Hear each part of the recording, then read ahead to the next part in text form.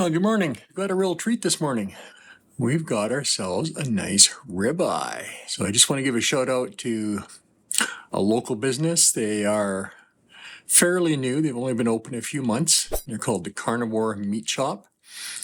For those of you who are local, definitely want to go give them a look. But they also do online ordering. I'll leave a link for them down in the description. So they've got some great deals there sometimes. Now the deal that I got on a couple of steaks yesterday, you won't normally find, but these are some weird cuts, kind of weirdly shaped. So they sold them at like about half the price or under half the price they would normally go for. So anyway, we're going to be sous videing this for 2 hours at 129 degrees, and then we're going to sear it off. Let's get started.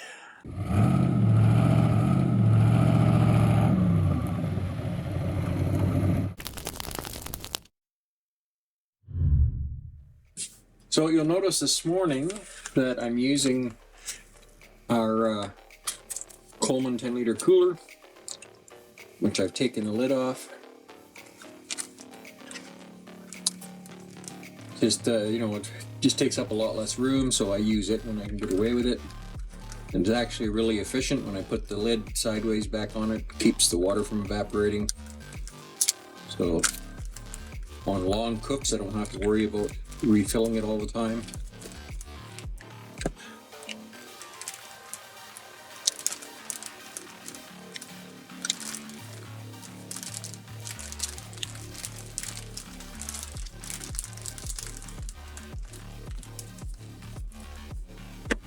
Okay, so today we're going to sous vide it with some Himalayan salt. This is horse ground salt.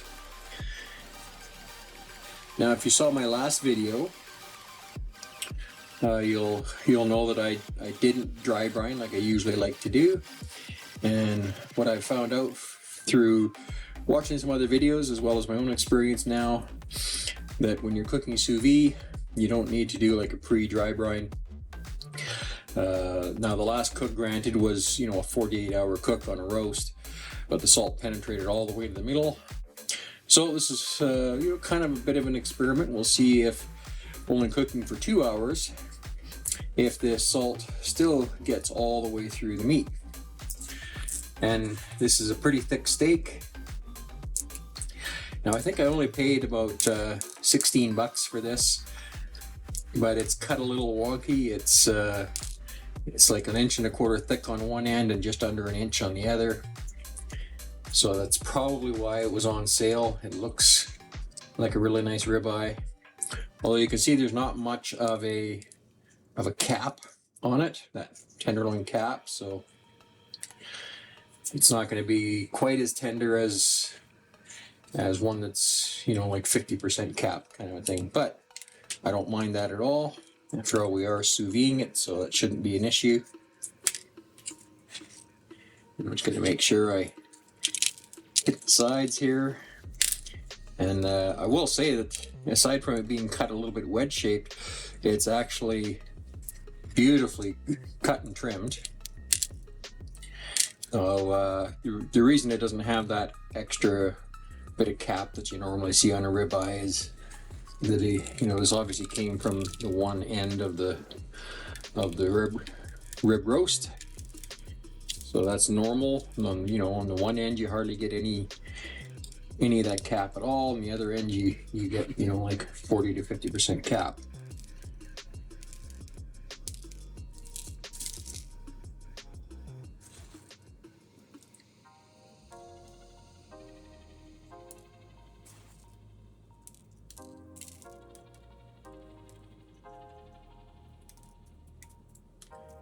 I'm just kind of patting it down, pushing the salt into the meat a little bit.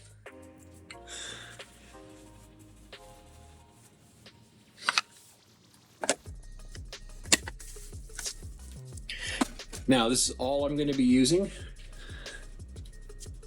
If you've seen a couple of my previous videos, you'll know that I've stopped using any other seasoning. I found out recently that even though I was only using garlic and fresh ground pepper, and a little bit before that I was using the sugar-free Dijon mustard. But it turns out that those all have carbs, and when my last blood test results came back, my triglycerides were elevated, which is really not a good thing.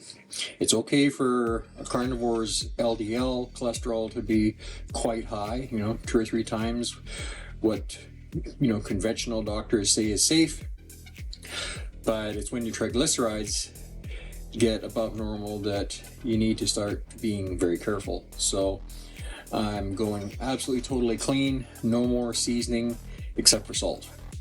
Hey, we've got our Ziploc bag here.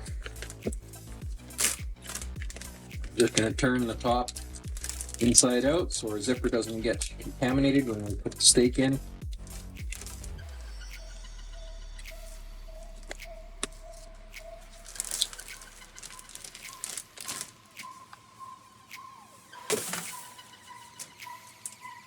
So I'm just going to mostly seal it up.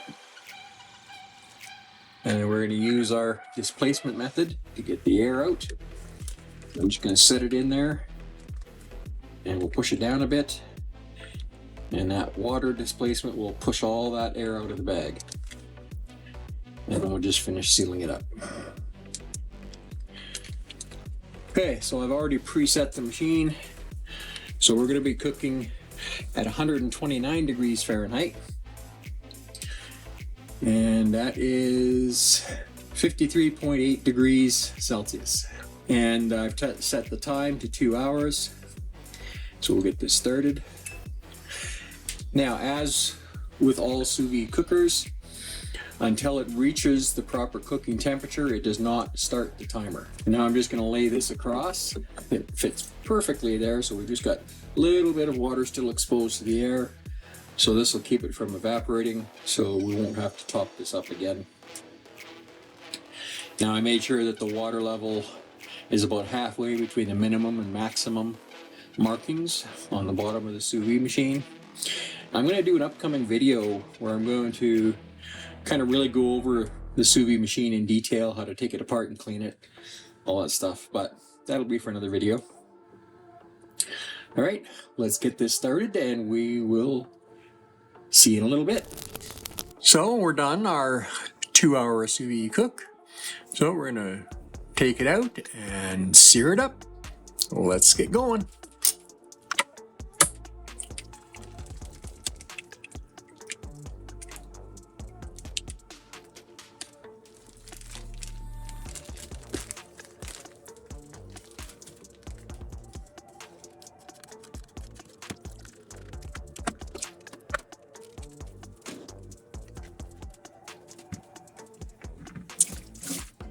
This is lard, which is pork fat, and we want a fair amount.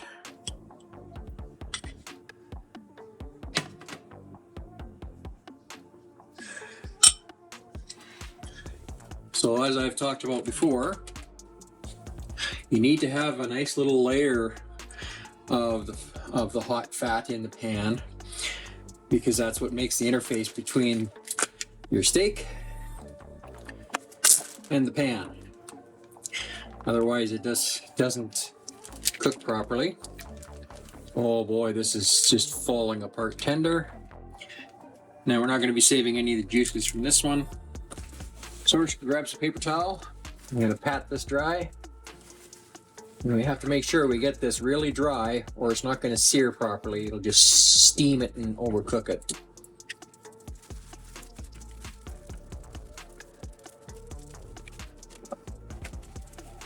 Some fresh paper towel. Just going to make sure we got it really, really super dry.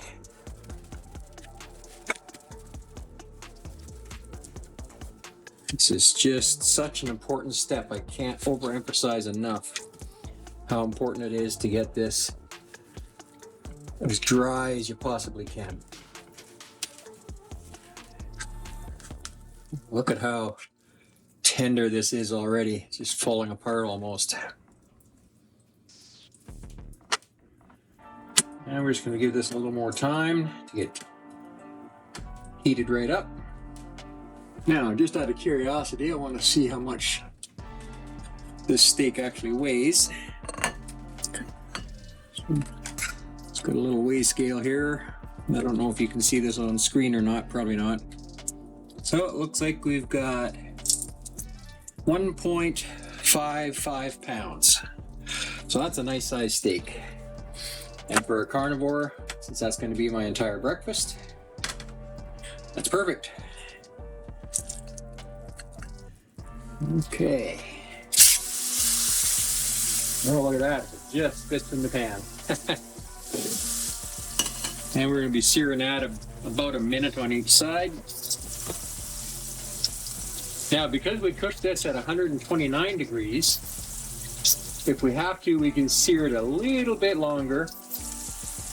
And then the searing and a little bit of carryover cooking after we take it off the sear, we should reach that exact perfect 135 degree Fahrenheit medium rare.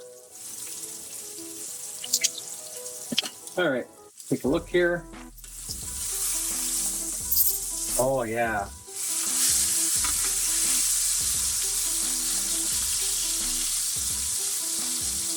That's got a nice press on it. As Google would say, it didn't look very good at the beginning, but watch this.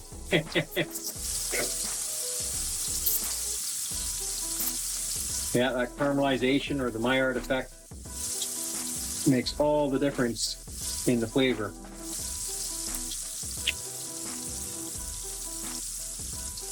We want to get a little caramelization of the fat marble here.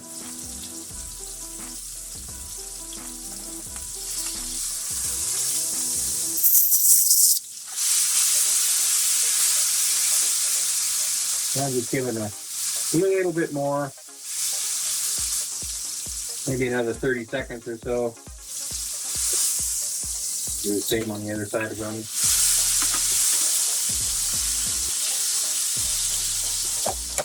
Then we can turn our burner off.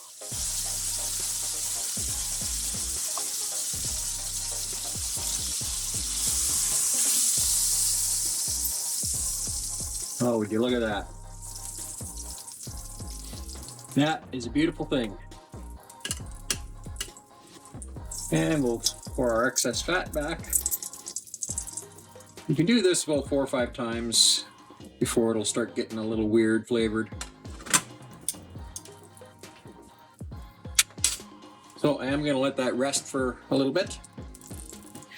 Okay, I've let that rest about 5 minutes.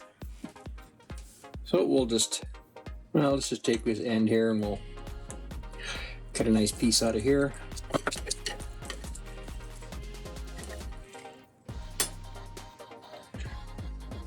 Oh yeah, now look at that.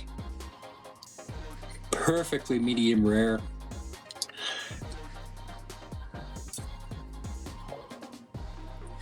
Got some nice fat marble in there. Just the perfect carnivore meal. Okay.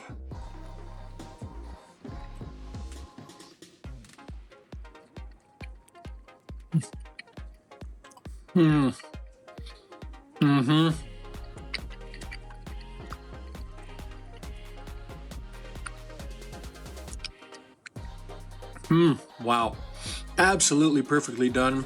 That salt did actually go all the way through the meat. So I'm extremely pleased with that. And the flavor is just incredible. I haven't had a steak this good in a long time. This is definitely my preferred method for doing even a ribeye steak. It just comes out so perfectly done, so melt in your mouth tender. Now it seemed like I was chewing for a long time, but I've got false teeth, so the top and bottom, so they don't chew things up quite as fast as you would if you got your own teeth. But I found it just absolutely perfect. So you definitely want to try this way of doing a nice ribeye steak. So if you enjoyed this video, please make sure to like and subscribe and hit that notification bell so you don't miss our future videos coming out. This was a fantastic carnivore recipe, and we're sure glad you joined us today. We love having you here. So we'll see you on the next video. Bye for now.